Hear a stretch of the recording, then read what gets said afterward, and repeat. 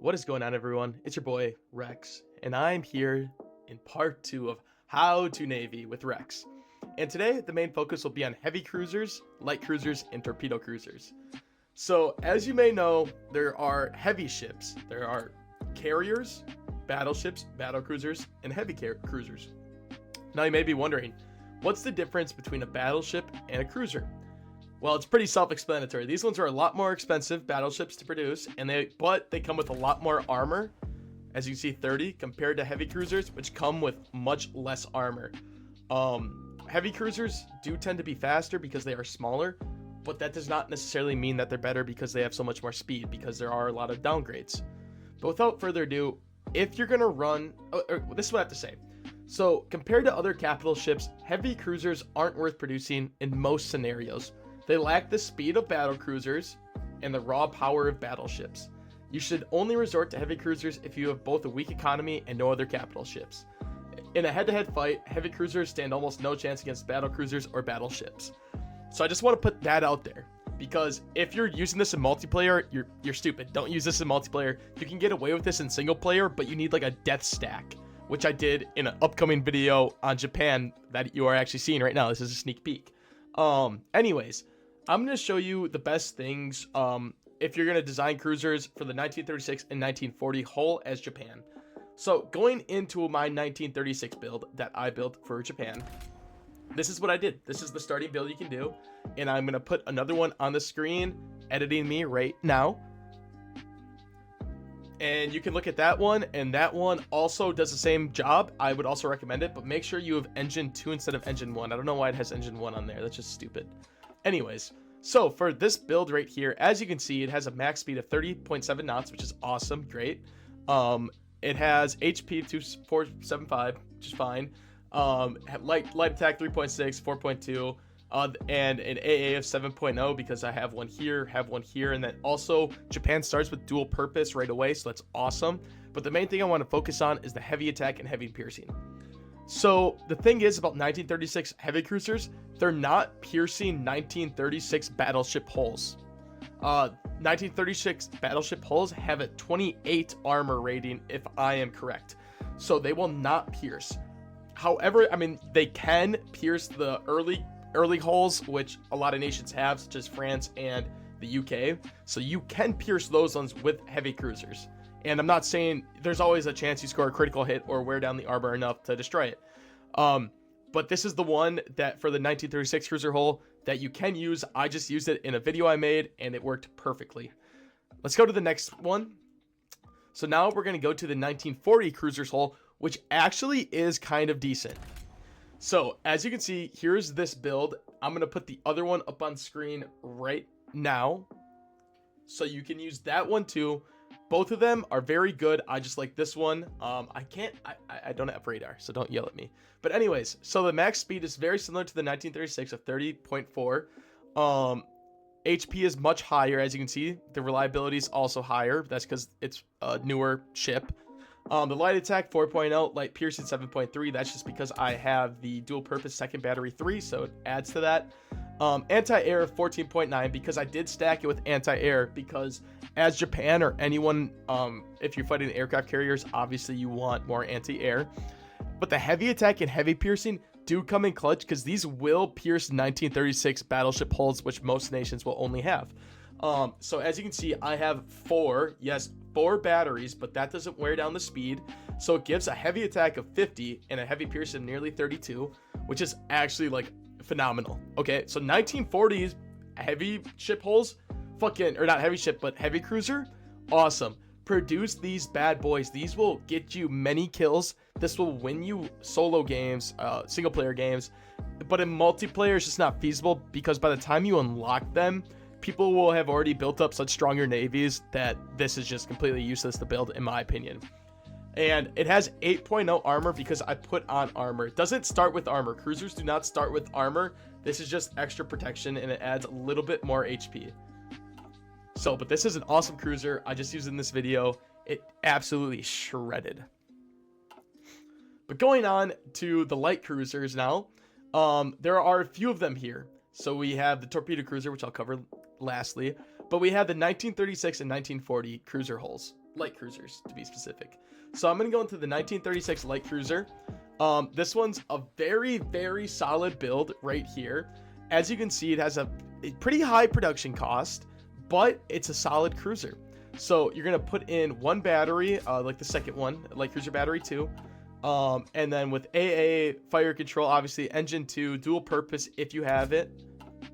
Another AA, and then 2 more of these light batteries. And then plus, I always like putting on a catapult for spotting.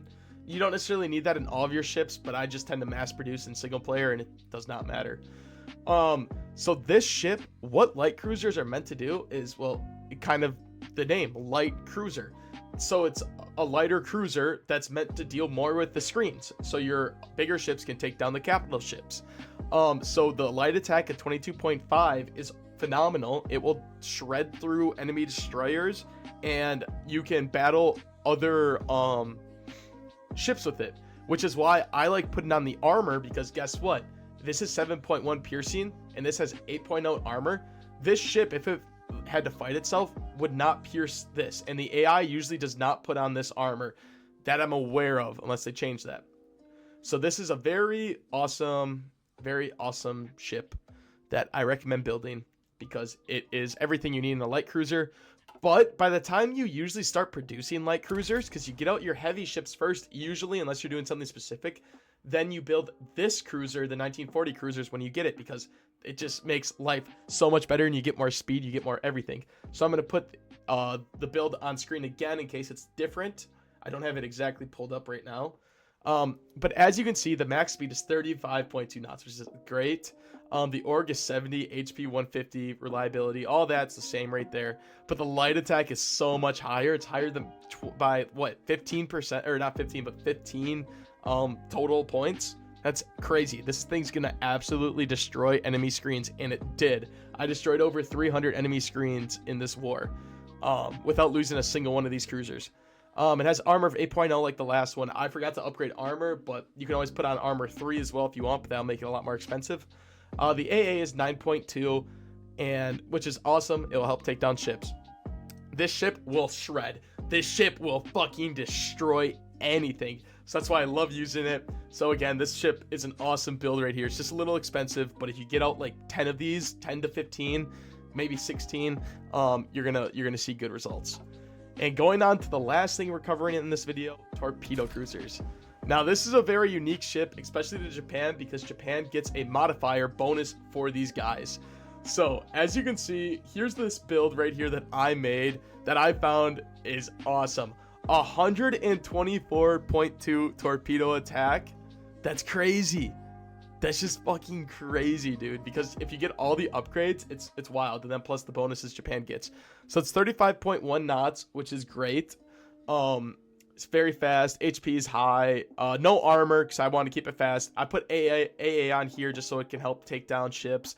Also along with sonar and depth charges, so it can take down enemy submarines because of the quickness. So yeah, but this is a very solid. I'm gonna say this first though. The idea of putting torpedoes on a cruiser doesn't really make sense when you can span cheap destroyers that literally do the same thing. A torpedo cruiser has 3 top slots, these 3 right here, but it costs 3 times more than destroyers with torpedoes. Putting out so many torpedoes on a cruiser also creates the overkill problem, because the torpedo attack is summed up per ship instead of rolling per weapon. Being able to do 200 plus torpedo attack per attack roll sounds cool, but it is wasted if you are firing on a target with lower HP. So hypothetically, this cruiser, usually ships only engage one-on-one, you know? So this cruiser could get a huge naval engagement with a bunch of enemy battleships, heavy cruisers, carriers, etc. But guess what? It could just lock on to like a pre-war freaking hull, destroyer hull, and just get stuck on that with 124.2 torpedo attack, getting wasted on that, which its light attack could literally take out. So you do run that risk too, but I mean, it's kind of well worth it. But the special torpedo cruiser, which is this one, has the same number of slots as the 1940 cruiser, which is why this is really nice to build, but is gimped by the fact you can't put more than 1 cruiser and secondary battery on it. So you can only put one of these, and I don't even know where you can put the next one. So you can literally only put one of these batteries on it. So it really makes it not nice to make. So if you could put 2 of these, then yeah, go with the torpedo cruiser because it's cheaper than the 1940 hull. But destroyers are superior by almost every metric. The change would have to be rather extreme and somewhat unrealistic. But if they change having multiple weapon modules given rerolls on your hit chances for reduced damages, which rolls for damage of 4, damage of 3, damage of 2, etc. More torpedo modules means more damage output. This would incentivize stacking modules on a single ship rather than spamming more hulls. But as cool as torpedo cruisers are, and as fun as the stuff like the Kitakamari are in other games like Navy Field, I don't think that they were all that effective historically, and they were not. So hypothetically, death stacking these in a fleet, I made 6, and I thought 6 did very well. Does work. So if you obviously don't want to produce a bunch because they're super expensive. Get destroyers out. They're way better and more effective screens. But let's pull up my Navy and let's see. Let's just click on one. Let's see. This one right here. Oh no, this is the wrong one. Torpedo cruiser right here. As you can see, it did not sink really too many ships. It assisted in a bunch, but guess what? It never sunk a single heavy ship. Let's go to this one. Guaranteed, same thing. Yup. So all they do is really just help out the fleet, but they're a fun thing to build. And guess what? Throwing it in a fleet is not going to kill you. But yeah, I hope you guys learned a few things about cruisers today. I hope you take these builds into effect. You will dominate the waves with these cruisers, even though you don't use heavy cruisers. And as you can see in the background, I made a Japan-only cruiser build. So there's only cruisers and destroyers in this build, and I absolutely wrecked the Allies and the Soviet Union. So check out that video later this week after this one's posted. So take it easy, guys. I'll catch you in the next one. Please hit that like button if you like this, and subscribe for more content, and leave a funny comment that I can respond to. Take it easy. Peace.